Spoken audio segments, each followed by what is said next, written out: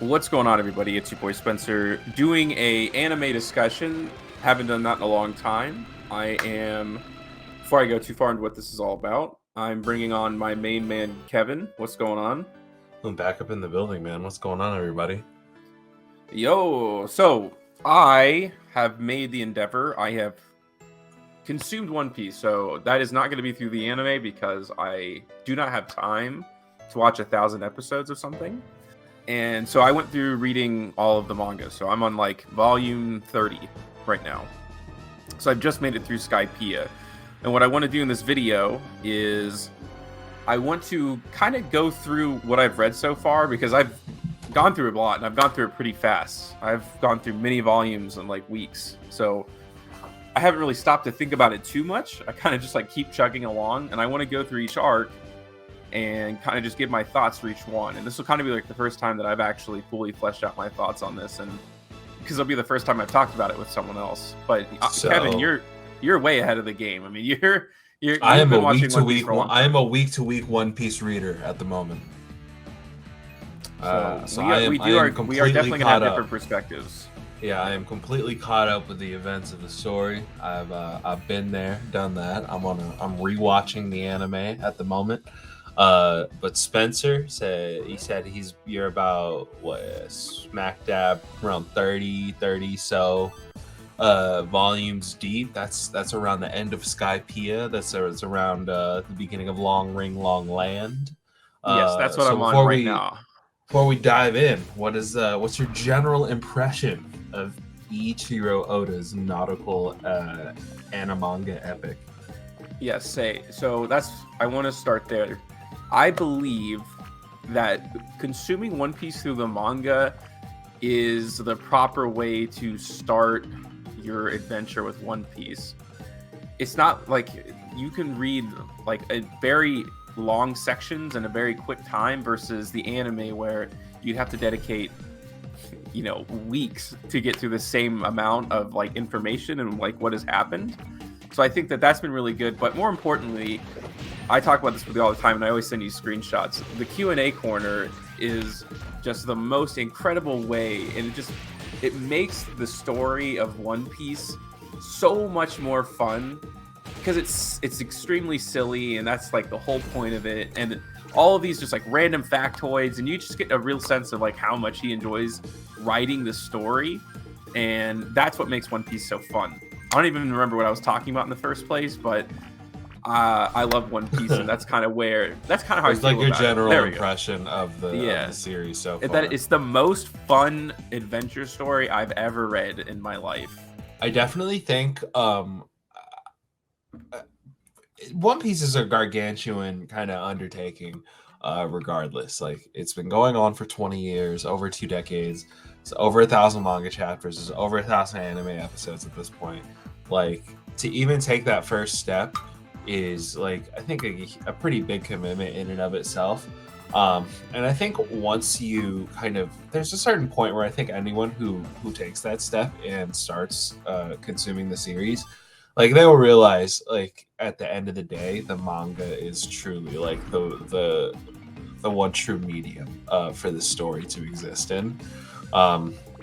But it's like, I can't really fault people for being like, I don't want to read 1,000 chapters off the bat. The thing is like, once you start reading, because the thing is, you would think there's 1,000 chapters, it's like, just get to the point already. But like, it's not really like, there's no real, the end goal is One Piece, but it's such an ambiguous thing that doesn't really mean anything, at least from where I'm standing right now. It's the story of this pirate crew. Like, that's the whole thing. So it doesn't feel like it should, like, okay, let's start advancing towards this. It's like, there is no this. They are going on adventures as a pirate crew. So it doesn't feel like, oh my gosh, this is just going on forever. It's all good, like, because they keep running into all these crazy situations, like in the middle of them just doing these random chores, and it's crazy. Like, it doesn't feel... reading One Piece, it doesn't feel like a chore at all. There's a moment I think that everyone has when they read or watch One Piece where it's like they go from may have, like, at some point have held the opinion that 1,000 chapters is too much, 1,000 episodes is too much, and then there's like a point in time that they hit in the series where they're like, actually, that might not be enough. I might need more. I think everyone who likes One Piece kind of hits that point. I don't know. I think in around like when you get to around Skypiea, that's like 300 chapters in the manga. Or like when you by the time you finish Skypiea, you've read 300 chapters, you've watched almost 200 anime episodes. Like you realize it's like, ooh, at the rate I'm going through this, like I might need more. So yeah, no kidding. That being said, like so you're currently at Long Ring Long Land. I would kind of classify that maybe as like a quarter of the way through One Piece. Yeah, that makes sense. I'm about a quarter of the way there. When I'm looking at it, that's probably a really rough estimation, all in all. But I think maybe like a fifth, 2/5, maybe a quarter or 2/5 perhaps of the way through One Piece. So I think that is definitely, I think if you read 300 chapters of anything, you can have somewhat of an authority to speak on it. So let's make our way through these arcs that have led you up to this point and kind of give your thoughts on each of them. So we're going to start the first saga, I guess, is the East Blue Saga, which contains the first few arcs. Obviously, Romance Dawn, where it all starts, man. The journey of 1,000 chapters begins with a single step in Windmill Village. What did you think of Romance Dawn? Yeah, you don't get a real sense of One Piece in this arc. It feels like it's told in a different, the storytelling element for some reason feels very different to me in this, and you don't really get a sense of like what One Piece is all about. But it does lay the foundation, and there's so many callbacks, to this time. So I think it'll make more sense like as it goes along, and I think that's just part of like Oda's genius, where he's able to like make an initial scene, and then as time goes on, he expands the story. It's like he expands the story around every aspect of it. And you're like, I should have seen that in the beginning, Dude. But it's not like the thing is like you can he didn't really plan it like that far ahead. But the fact that he's able to use his imagination to take like this initial story that he had and blow it up the way that he has, like that's what makes this arc, I think, so beautiful. I love that you kind of pointed it out that like this does feel kind of like different in its approach to storytelling, because like there's a lot of theories about Romance Dawn. I think as you I won't get too much into like what theory discourse around One Piece is, because sometimes it's kind of cool, sometimes it's really dumb and stupid and toxic, but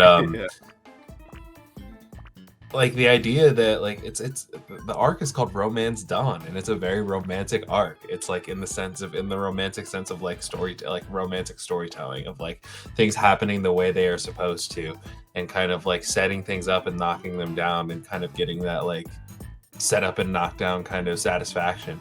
And then you kind of everything else kind of feels like it shifts into the wide world of One Piece. And so that's what I really liked about Romance Dawn, because it like specifically because it contrasts with like how the rest of the story is told, like from that arc literally to this day.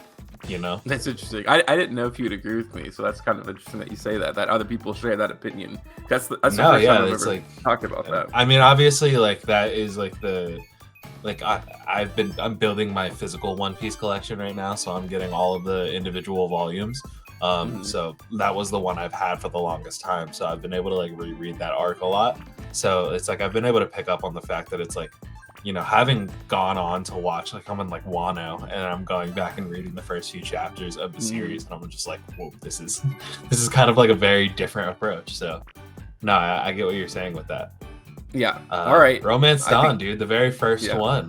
So let's move on. Orange Town. Luffy, Zorro, Nami, Buggy. Thoughts? Yes. So they say all of those are one arc, getting all of those crew members. Orange. Romance Dawn ends with Luffy meeting Zorro and Kobe, and then Orange Town starts with Luffy and Zorro meeting Nami at Orange Town. Oh, and that's where what's his name comes in, the shark guy, right? That's where they meet Buggy the Clown. Okay, Buggy the Clown. Oh, that's right, because Nami's actually with them for a while. Okay.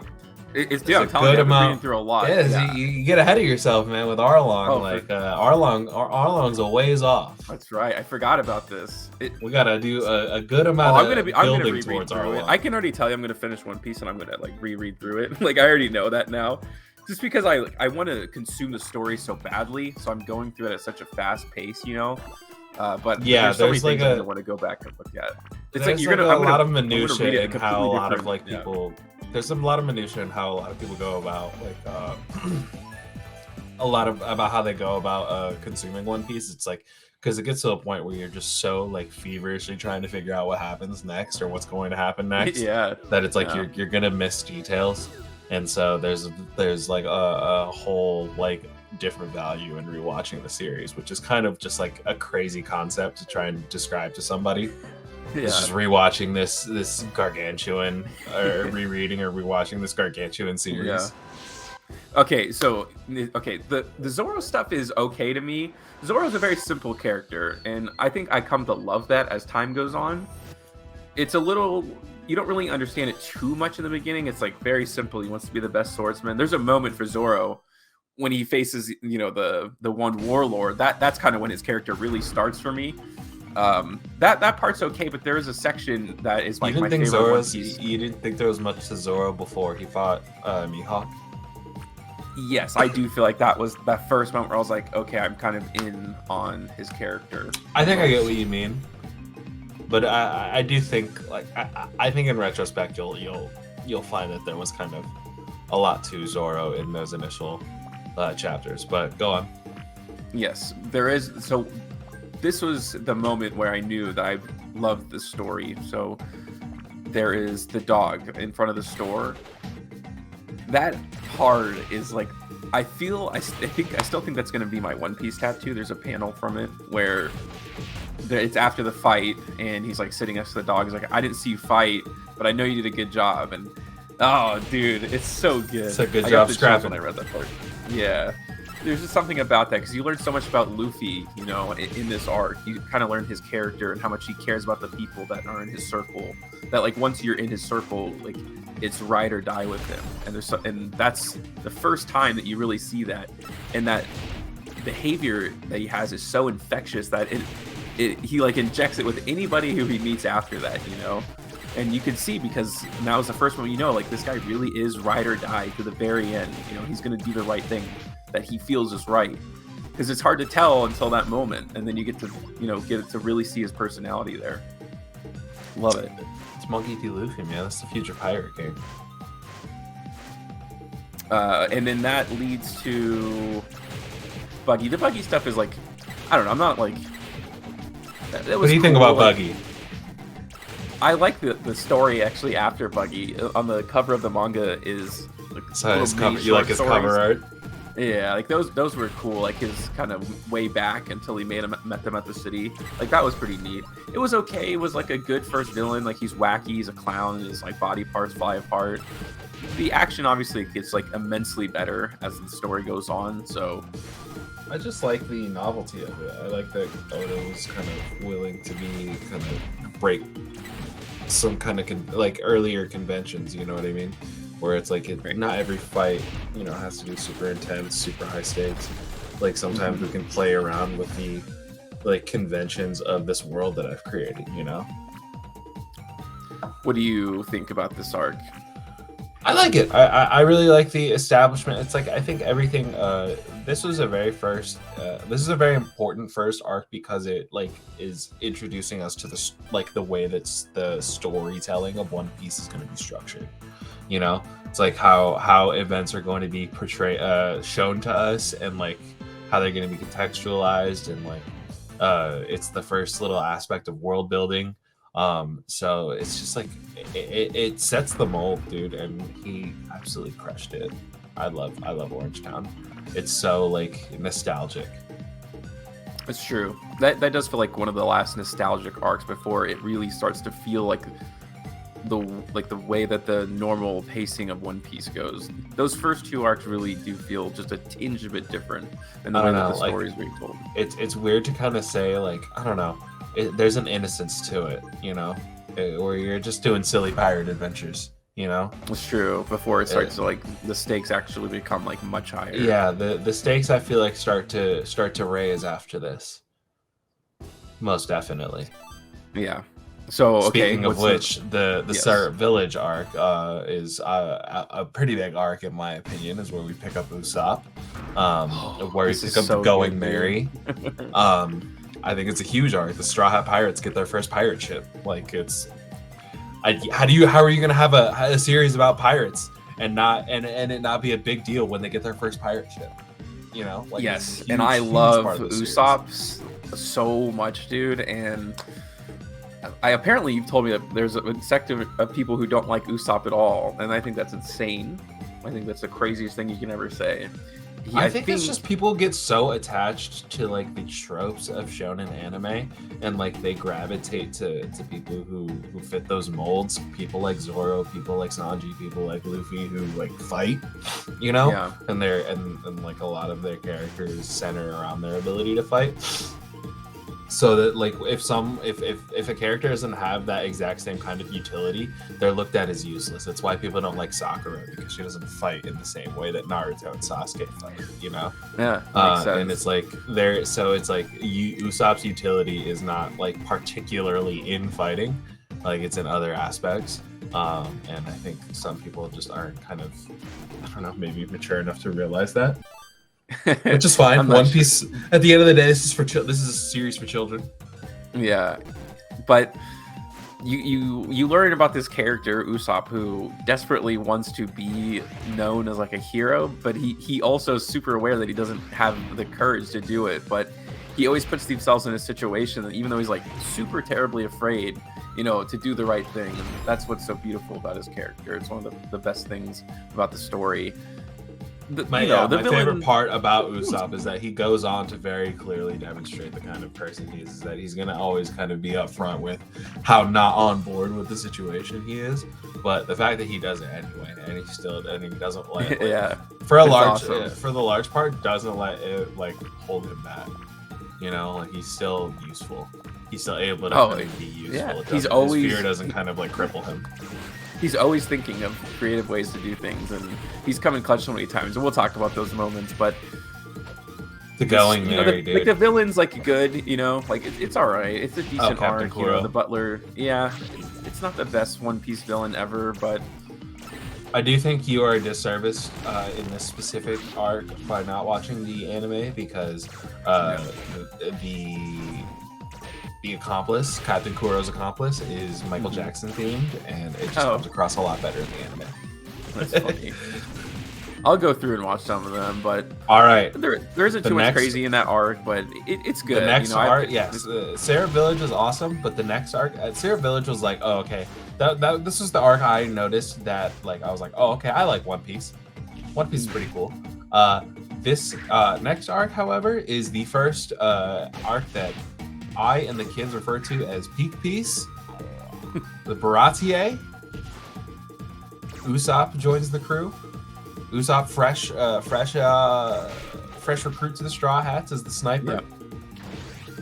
And then we hit up the seafaring restaurant, the Baratier. Ooh, okay. And we meet a curly-eyed fry cook named Sanji. Okay, tell me what you thought about this arc when you first read it. Like, what did you love so much about it? I started like, dude, it was the first one, like One Piece arc. I don't know. It was like there's like this very kind of like hard to describe feeling. It's like a feeling that's similar to like when I listen to like drill, like really good drill music, or it's just like this welling up, this like fire in my chest, you know. And it's just like I want to stand up and I want to yell and I want to like run around, you know. It's like it's a feeling I got in touch with like very early on in my life when I watched Dragon Ball. It's just like, it's exciting. It's like this primal like energy that you have around it. Baratier was like the first time I felt that watching One Piece, and it was awesome. And what was that moment like in that arc? Like, when did you first feel that the most? Well, I think it's because of the setup, but it's definitely Zorro versus Mihawk. But there's just like the fact that it is a completely separate conflict from what is going on in the Baratier, but it is still such like it changes your perspective on like It what changes it changes your perspective on Zorro in multiple different ways, and it kind of like it is a moment that I think will go on to tie Zorro and Sanji together in an incredibly like nuanced and layered way, that I don't think it would be appropriate to get into with this video with you, but the Zorro Mihawk fight, as I watched it, is absolutely amazing. Like objectively, it's an incredible, it's insane, incredible it's sequence. crazy. It's one of the best. It's one of the best scenes in anime. But what my thing is with it is in how like the story has gone on to kind of further cement that scene and that part of the story in just like as an all-time moment. Baratier definitely peaked pirates too. Like this is where it really becomes a pirate story like the most. You kind of learn about like how pirates do their business, and this is like kind of when I first noticed like, oh, this dude Oda is cracked. Like he's not out here to mess around, because it's he's done an insane amount of research. There's so many times where I feel like an anime can get caught up just like over explaining stuff. And it gets, I think one of the biggest like examples of this is like Nen in Hunter x Hunter, is that like it's like a meme how like convoluted and long the explanation is for Nen powers in Hunter x Hunter. Just say they have superpowers. It's like and so it's like in order like, so what they do in One Piece is that they will just show you stuff happening, and then by the time someone ever explains it, you're able to be like, oh, that's what that guy was doing. And so most of the time in the question corner, they're like, hey, how did that happen? He's like, it just did. It's crazy. It's like it doesn't really matter, and that's what I like about it. Because I think it's because it's like Oda does that, because it's like, if I told you in this like SBS question corner, like I would be doing myself a disservice, because I worked so hard to be able to show it to you in the story. Show it to you being practically applied in the story. It's in such a way that like you shouldn't even really have to ask about this. You know what I mean? Right. It's like, how strong is Mihawk?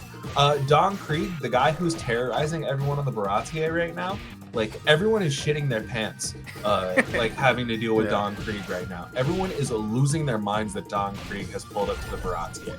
And why is Don Krieg at the Baratier? Because he couldn't last a week on the Grand Line. Why couldn't Don Krieg last a week on the Grand Line? Because he ran into Dracula Mihawk while he was bored. Dracula Mihawk was doing nothing. I thought it was funny. Was like, I'm going for a leisurely stroll, and I'm going to destroy this Commodore pirate crew. Like, this guy who has like a fleet of ships. I'm just gonna absolutely decimate him. And it's like Oda is showing you, like, Dracula Mihawk is not to be trifled with in that moment. And in that moment, that's like, yeah, okay, you're the Roanoa Zorro's like, yeah, you were the dude I'm looking for. Let's go.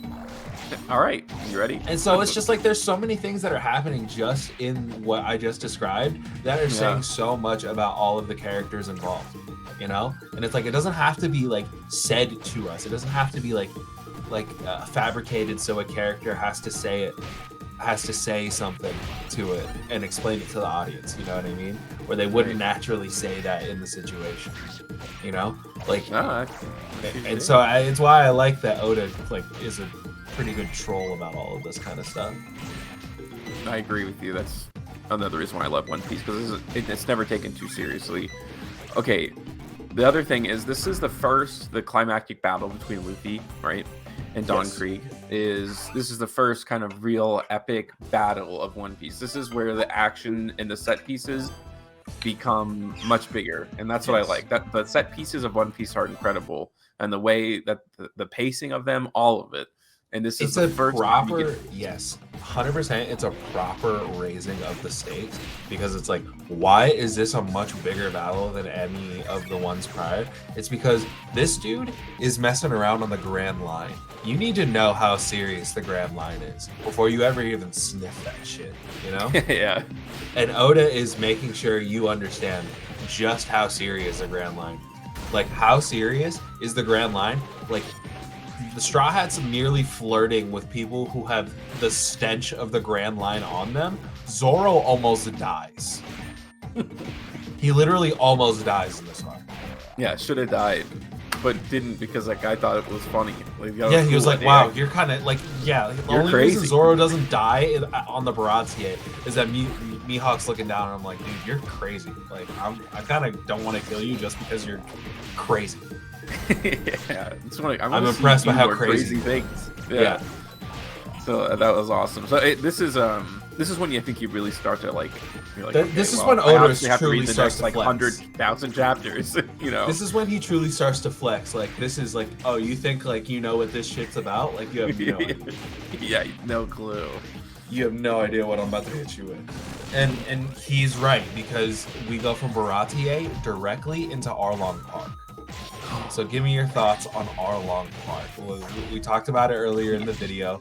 Arlong Park is I think, for me, I'll let you say your piece. But for me, I think Arlong Park is the moment we all become Straw Hat Boys. Should I say my one piece, if you will? You know what I mean? I take. It's real. It's real. Go ahead. The moment.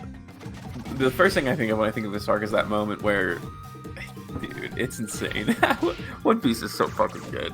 When they're up top in Nami's room, and he's got that like crazy scythe weapon next to him, and they're in like the middle of this battle, and he's just like, oh, like, he made her like work, like her hands bled, and he loses his mind, and then he can't move the scythe.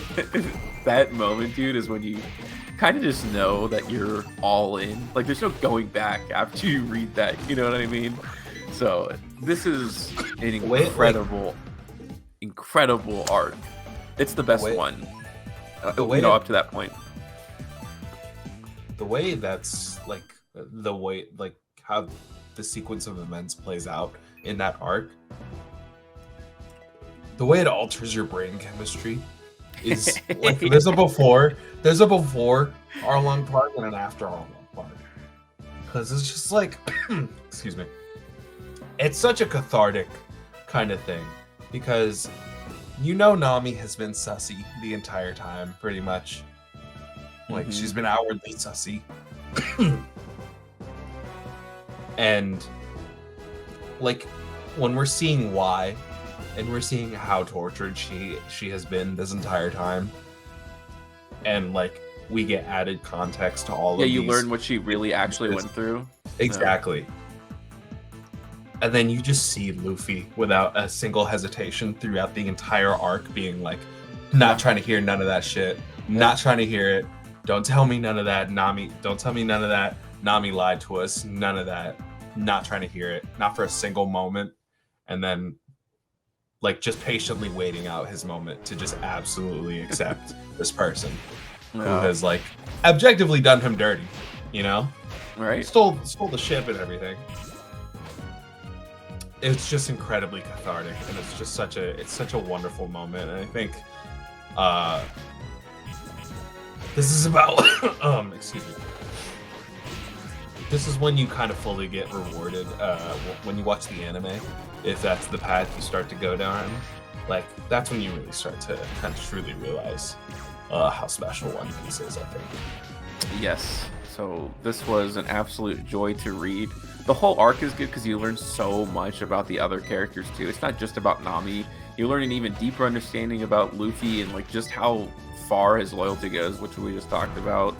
And then you learn like how with it like the crew is at this point, you know.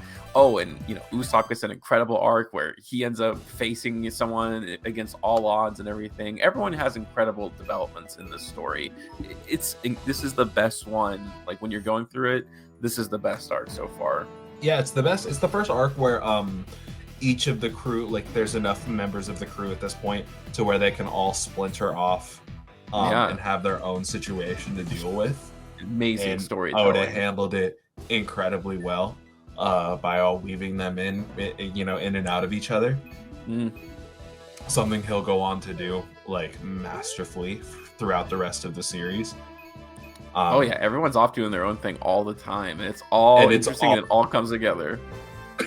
Yeah, they're all independent of one another, but they're Mm. all like, you know, at the end of They're the day, usually they in all come groups of together. 2. That's kind of how One Piece works. It's groups of 2. It's like Scooby-Doo style. It's One Piece Scooby-Doo, and story. then Luffy is just kicking the ass of the strongest dude. Pretty much. But yeah, man, Arlong Park, very special, man. Just incredibly Beautiful. cathartic. Really cool. Fishmen are dope. Yeah, absolutely. I like the seeds they plant of just like, again, it's Mr. just more Satan world building. plays. Yes, Hercule is Arlong. Yeah, I mean, it's incredible. What else do you need out of an anime arc? Yeah, it's amazing. And just more seeds being planted of just like Oda is world building every kind of feasible chance he can of just like, okay, there's this entire oppressed race of people who have, and you know, it's radicalized some of them to the point of, you know, becoming warlords like Arlong. And this is also just one of those arcs where you realize it's not really only about the One Piece. It's just, again, it's literally just an idea. This story has nothing to do with the Grand Line or the One Piece, anything like that, you know? There are some but it's still one of the best stories in the entire show. There are people like, you know, doing stuff in this world that are out there doing stuff in this world, and they're like, I don't give a shit about the One Piece, man. Like, Yeah. don't even talk to me about the One Piece. I care about no One Piece. Yeah. So All right, yeah, what's up Arlong next? Park, we have locked down Nami. Nami is the navigator of the Straw Hat Pirates, and the first place they go to is Logtown, the last stop before the Grand Line. Nami officially joins the crew. They go to the final resting place of Gold Roger, and we meet Captain Smokey. This is okay. This is kind of a forgettable arc for me.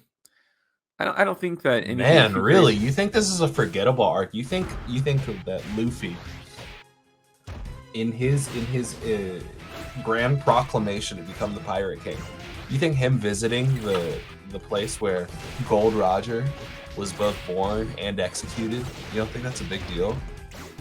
You don't think that was a big deal to him?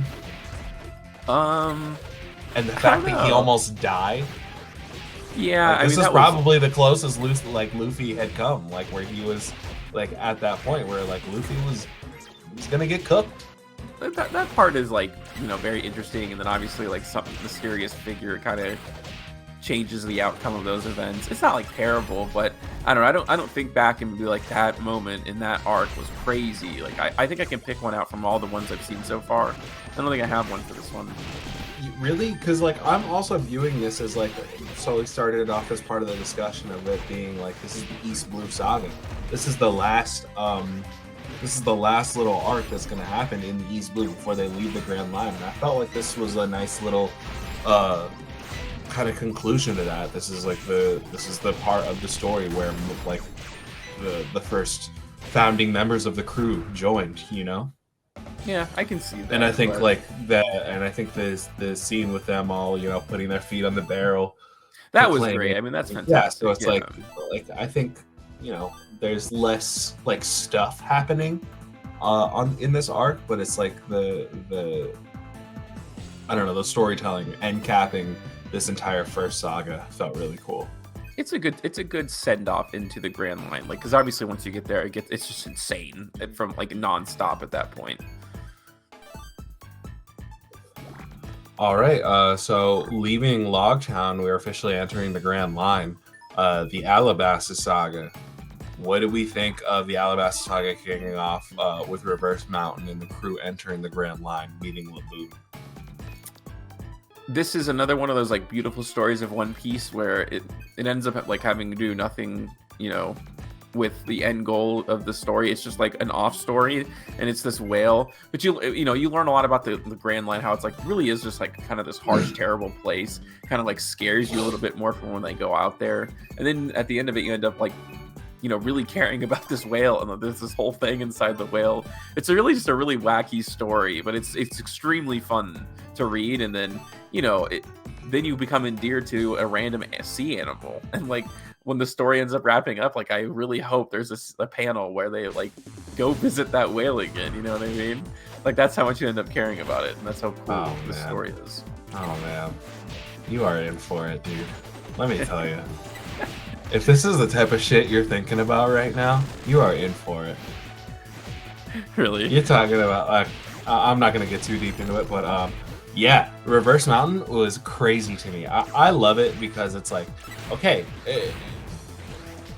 this is like a highly stylized anime, and it's like this is not like window dressing. Like One Piece being a pirate show is not like, it's not like in the way that some shows kind of like Tokyo Ghoul is a vampire show, but it's like yeah, it's not really like, that's not central to the plot. You know what I mean?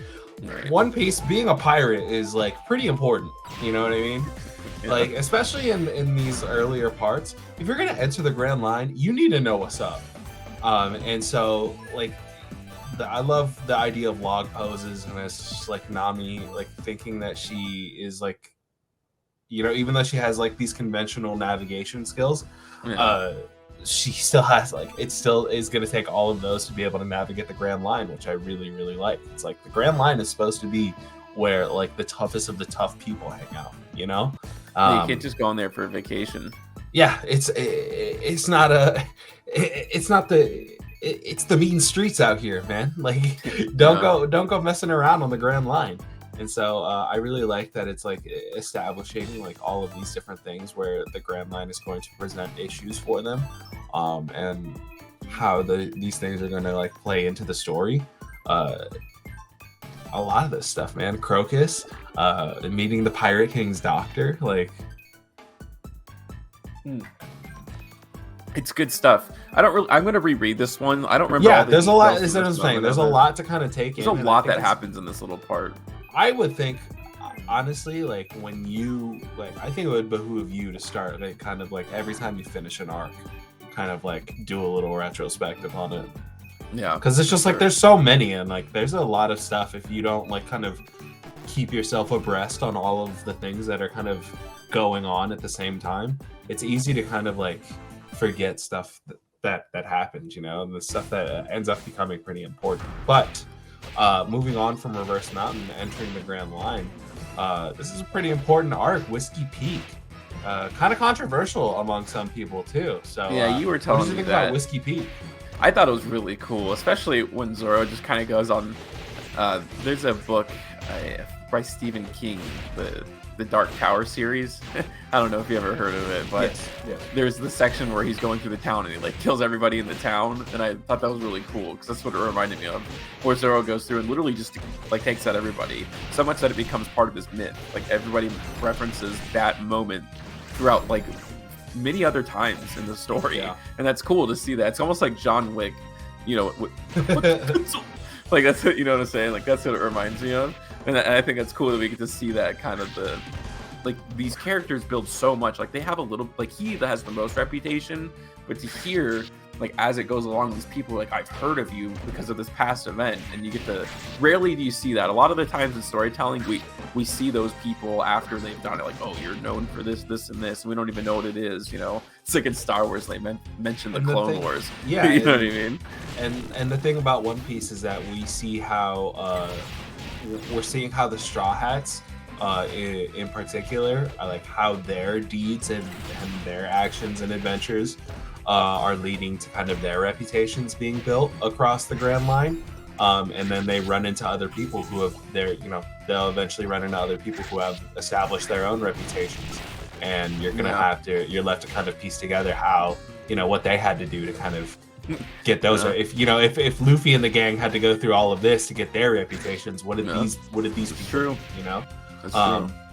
And that's like kind of like that's the best part about like it being such a kind of central kind of being a pirate in One Piece is such a centralized experience. It's a lot of these kind of pirates being measured by a lone standard by the world government, which I think is pretty cool. It's like it's literally like sports. It's like you'll get further into the series and you'll feel like the guys who are like publishing these bounties are like First Take. It's like they're debating like it's First Take. That's true. It does get to that point. Yeah. What were you saying? No, go ahead. So yeah, Whiskey Peak. I was gonna ask you, what did you think about Zorro and Luffy fighting? Like, I know this is a very controversial kind of the thing for some people. I don't know. I guess it was kind of bizarre. I didn't think of it too much at the beginning of it. You know, I think guess especially in hindsight, it kind of grows to be weirder and weirder when you go on to see how solidified some of these traits that both Zoro and Luffy have are to their characters, and it kind of just seems weird in hindsight, right? Yeah, but I guess like Luffy like really was off of the fact that like he thought he attacked these like innocent people, and it like really pissed him off. So, you know, Luffy does have like a very seemingly like a strict code on what he feels is right and wrong. And I guess if you do something wrong, like no matter who you are, it really bothers the hell out of him. And that's really what he's not gonna have it. He Yeah. ain't gonna have it. It was pretty bizarre, but and then you, of course, like the most important part, what you learn is like it's the beginning, and you don't realize it at the time, like how big the scope of Alabaster is. It's like referenced, you know. Yeah, you have no idea what you're getting into at the time. You think it's just like, is it like an island or something? You know, like how big is it? Like what is this conflict really all about? Like how does the secret service kind of come into it with these numbered people? It's a very mysterious thing, and then you learn just like what it really actually means, and then you learn what it really actually means. You know what I mean? Once you get to Alabasta and then learn about this organization, it's crazy the size of like what this story is about to be told. You have no idea when you're reading it through this arc. Yeah, and we get further into it with the Little Garden and Drum Island arcs. What were your impressions on those two arcs? What happens in those? What is that? Little Garden, that's when you know Vivi and Karu squad up and they go to that island when they meet those giant fellas, and they meet Mr. Three. Okay, that is great. Yeah, it's so crazy to think all of these arcs were really so good, and like just to think back on them now, they were so fun. Like the giants have. You just learn like this story. It reminds me a lot of Lord of the Rings. One Piece does. So if you've ever read Lord of the Rings, where it's like very much so. It doesn't like the lore is just the fun. Like that's the fun part of the story. Like the story is important. But it's just like you're letting your imagination The world run, is the interesting part of it. Yeah, because then you get more context and you think about more things of the world instead of just seeing these like big events happen. You understand more of like this fake world, and like more of it becomes like a reality, you know. So yeah, like every event has One more Piece, weight to it. Because One Piece is the story of Luffy, but like there has been stuff happening before, like long before Luffy is a main player in the story at all. Yeah, he kind of just pops up in the middle of it. Yeah, like in the middle of all of these other things that and he has to figure it out as he goes along. Exactly. You know what I mean? And that's so cool. And then of course in Drum Island is when Chopper joins the crew.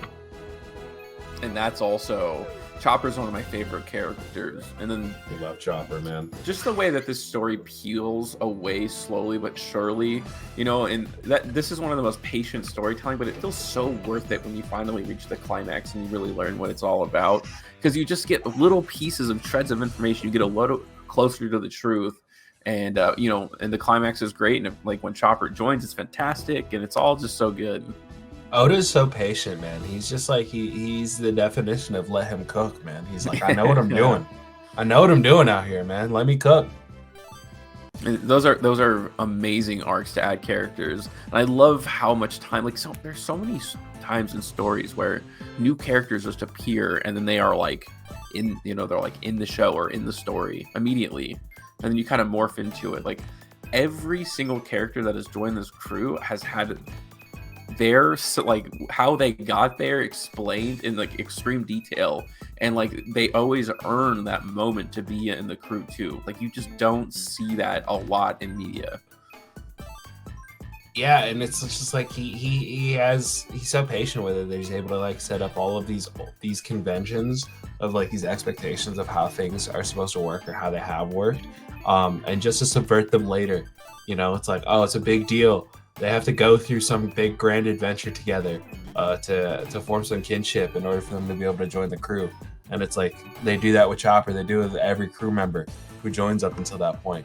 And then we'll go on to talk about Alabaster. Like Nico Robin joins the crew, and she was literally like an op before that. Yeah, and you just learn how infectious like being in the Straw Hat crew is, and like Chopper like feels it, and then like it's just so cool that when like he agrees to join, like you feel excited too, and that's like such a fun way to feel when you're reading. You're glad just because he joined, yeah. Yeah, it's like awesome. Like yes, like get in there, Chopper. You know what I mean? And that's beautiful. That makes you feel that way when you read it. Yep, and so all those prior 5 arcs culminate in the Alabaster arc. So much happens in Alabaster. It's where the Straw Hats part ways with Vivi. It's where Robin, like I said, Robin joins the crew. It's where we meet Luffy's brother Ace. It's where the Beaver cards are introduced. Oh my gosh! I mean, Poneglyphs. Where do you even Pluton, start? the ancient weapons. So our Luffy boy is Croco not supposed to be there. Like he was never supposed to touch foot in Alabaster during this time. The things that were going on, like with the world government and stuff, and to find out that Luffy just so happened to be there at this moment, I'm sure will have ramifications. I mean, it kind of shakes the whole world up by him doing that. But that's only one. And again, piece that's of it, what makes this arc so special, right? Is that the events that are taking place in Alabaster were set in motion long before Monkey D. Luffy even shows up on the scene. He shows up. He shows up in like the last 2 minutes of the 4th quarter. Yeah, like it's literally it's like the equivalent of just like going to your backup, like going to a backup, or even just like playing a different team for the last 2 minutes. It's just like a different, like it's just completely different guy, like at the complete center of everything. And yeah, it's like I said, the things that are happening at Alabaster have been set in place, like as Oda shows us, like are happening long before Luffy was involved. But the greatest thing about all of it is that it does have all these huge impacts, but like in the story, it doesn't that doesn't matter at all. It's about saving the people of Alabaster, and just how like this, and obviously the scale of the show increases because they start talking about like hundreds of thousands of people, and you're like, this is a real nation. Like how there's actual real nations in the world. Like this is like, what if Japan, like this was going, you know what I mean? Like that's how big it was. That's how many people were involved. Like this country is on the verge of collapsing, and like they are trying to save the day. Yeah, and we were talking, it's like this has ultimately nothing to do with Luffy. He's not supposed to be there by all circumstance, like there's no real gap in the situation that would allow for Luffy to naturally be there. But by the end of the arc, it's like Luffy is the only guy who can do it, who can fix it. Oh yeah, because he's the only guy who's willing to just punch the dude in the face who needs to get punched in the face. Yeah, he'll just pop up right there. And because of Luffy being specifically because Luffy is this brash, impulsive, like fly by the seat of his pants kind of dude. Because he is that kind of person, he's the only one who's able to kind of solve the Alabaster conflict. Yeah, because they're like, dude, what should we do? He's like, we should just go straight there. What do you mean? What do we do? Where is he at? Let's go. And like that's his whole strategy. And I think that's awesome. That's a cool part about Luffy. And like when he gets his ass beat too, and like that's just a crazy moment, and Robin's like, why did you do that? That was crazy. And he's like, I don't know. I think if people want to hear us talk more in depth about Alabaster, they should let us know, because there's no way we could kind of cover all of the intricacies of like debatably the best One Piece arc at the tail end of this video, at the tail part of this video. So definitely let us know if you guys want us to talk more about Alabaster. Oh yeah, dude, you can go through. You can do a video for each Scooby-Doo arc that you have with the 2 groups that go off in Alabaster. That can each be its own video. So there's so much going on in that arc. The quick version of this was that everybody has incredible moments individually. It's amazing. It's crazy. You don't think anything can top it, and then you just go to the next arc. It's insane. And yeah, and so you go to the next saga, the Sky Island saga, and and you're hit with two of the craziest arcs, lore-wise, that you could possibly imagine. It's just like elevating the stakes in a way that I couldn't, like, I don't even think Yeah, like kind of you conceivable. come fresh off of Alabaster, the most insane arc ever, and you're like, what are they gonna do? Have a sky like, Yeah, what are they gonna do? Get launched into an island in the sky or something crazy like that? that has thousands Anyway, of years of let's history. let's go to this next arc. What's it called? All right, so what did you think about Jaya?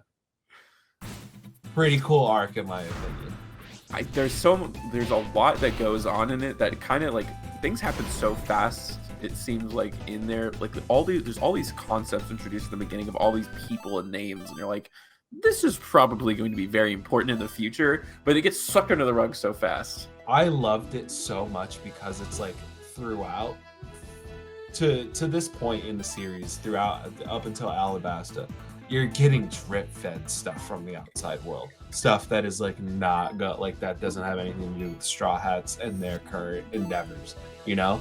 And it's like that stuff is very interesting to me at the time, you know. And so to get inundated with a lot of it at the beginning of the Jaya arc was really cool to me. And I'm just like, oh, they're setting up something crazy right now, because it's like, why would they throw so much of this stuff at us at once? Because it's like, otherwise it's like they want us to be thinking about all of that stuff, while it's like by the time Luffy and the crew get back from this Sky Island, a lot of these things will have kind of progressed, you know. The thing that you realize is just that's the best part about One Piece, is that the build up, it builds it up so much, and then even it's never, the expectations are never enough, you know.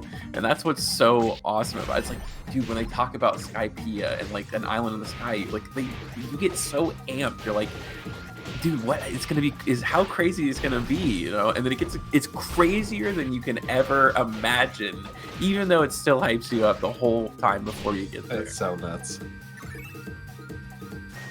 But yeah, Jaya was nuts, man. We met Blackbeard, the dude that Luffy's brother Ace is hunting down. Looking for the whole time.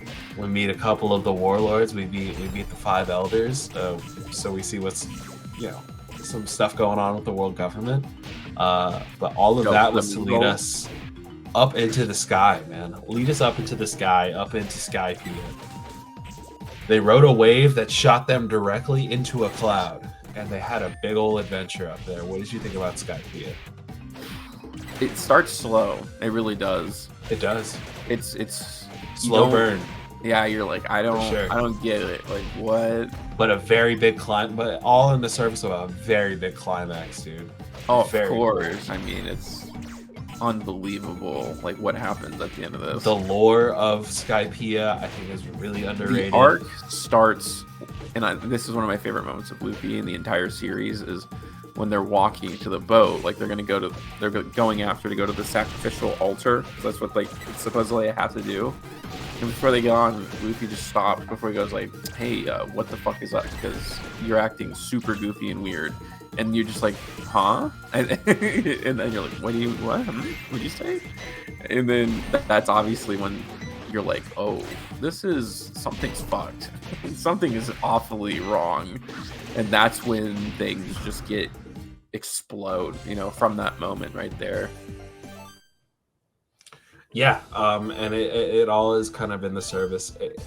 I think that because this arc feels isolated from everything else, people have like, you forget about the grand line. That's why I think people think it's slow, because it's not carrying the momentum of all of the arcs that are leading up to it. It's very much like a soft reset of the story. You know, new characters get introduced, and like the momentum of the Alabaster saga comes to a halt when you leave all of those characters and those events behind. And so that's why I think a lot of people think that this arc is slower. But the lore that introduces, just the fact that, dude, it's just like there are people living in the sky, like would that with that realization, like, just think about that. Like, think about that if you realize that today. It's just like there have been people living in the sky for like 100 years. Like, would that, like, if you learn that in real life, would that not break your brain? Oh yeah, I mean, your head would explode. That'd be insane. And so it's like when you think about how well realized of a world the One Piece world is, it's like that would most likely break people's brains in canon too. So It's true, but when you the more you learn about like just how well crafted it is, like how they turn clouds and cloud technology, and just how like well explained it is that you can like just believe it like by the way that it's said, like makes it so good. And it's just another one of those. It's really consistent, right? It's just like, another one of those things where you peel the layers away of it one step at a time, you know, and it gets better and better every step. Every part you get just gets you a little bit closer to what's really going on. I just appreciate that he asks, like, Oda tries to ask and answer the naturally kind of occurring questions. It's like, if they have this technology, Yeah. why wouldn't they build their entire society around it? You know? And Oda says, why wouldn't they? They would absolutely do that. And so that's what he does. Like, he builds an entire society around this like fictional technology that he creates. Like, who does that? You know? Yeah, and when I was reading it, I really didn't. I'm stupid, but I really didn't piece together for like a long time. And I guess the story just kind of doesn't focus on it anymore because the El Dorado is like focused on so much in Jaya. That's really what it's all about. You forget about it in Skypiea, and then you realize like as you go on, like, oh, it probably got shot up in the sky. That's probably what happened to it. But where's the city of gold? Yeah, it's probably literally in the sky.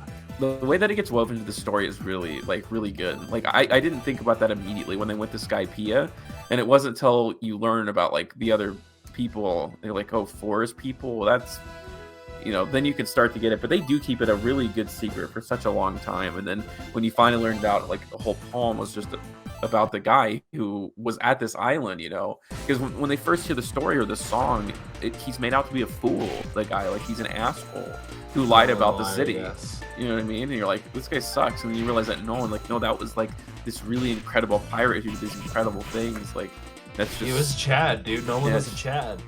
It's just this extra layer of this already crazy story that even makes it even crazier. And then you learn there's even more stuff there. Like Goldie Roger was there. And like, man, you could just go through Skypiea, I think, so many times and just pick up so many different things every time that you read it.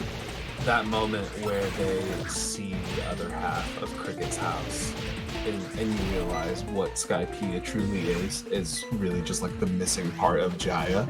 That was like one of the coolest like reveal moments of the entire series for me. It was just like this very subtle piece of like storytelling of like, hey, where's the rest of that guy's house? Oh, there it is, up in the sky. Yeah. Oh, it's amazing. It's amazing. Skypiea Loved amazing. Skypiea. I think that might be a good place to end this off because you definitely want to give this next saga its own kind of room to breathe here. Yeah, I'm not through with it yet. So I think Skypiea is naturally kind of, I think, the place when you're going through it initially that you would like stop to start to think about the story, because those stories feel very much connected, and you can tell that this arc is a way to kind of bring things back together before they start to expand out again. And Skypiea kind of feels like that natural closing of when, okay, now we're going to start getting into these the next big part of One Piece. The next era of One Piece, yeah. Yeah, and like what the whole like that part of that story is going to be. And this kind of felt like the natural end to everything that we have been doing so far. Incredible story, man. What an incredible story. Amazing. Love every second of it. So that I did want to make a video about this because I didn't want to go too far without saying anything, because that was the first time I really fleshed out my thoughts on what I've been reading like by myself for a really long time. I talk to you about it as I read it, but it's so different to actually talk it out. Talk about some of the things that you read versus just looking at some screenshots. So it's fun. Yeah, they're like nuanced part of the the series that I have never really been able to kind of talk about with someone who obviously understand what I'm saying. So yeah, it's really cool to be able to experience like this. Yeah, I'm sure when the time comes, I'll know when the next natural end is, and we'll go through the second part of this video series. What you're getting into right now, I promise you, you'll know. All right. So thanks for watching, guys. Let us know what you think about One Piece and what we talked about so far in the comment section down below. Other than that, that's going to do it for today's video, and I'll see you guys next time.